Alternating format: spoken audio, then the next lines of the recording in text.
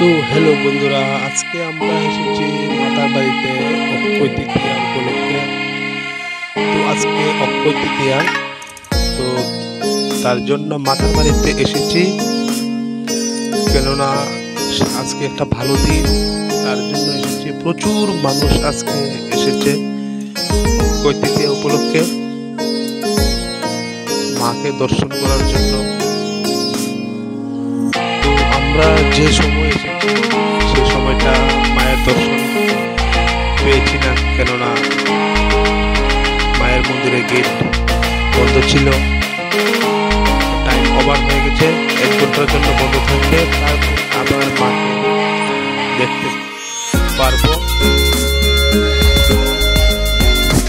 তো সে উপলক্ষে আজকে তোমাদেরকে মাতার বাড়ির চারিপাশটা আমি আস্তে আস্তে ঘুরে দেখাবো।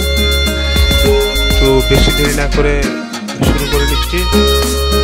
যদি আমার ভিডিওটা ভালো লাগে থাকে তাহলে সাবস্ক্রাইব করবেন, লাইক করবেন।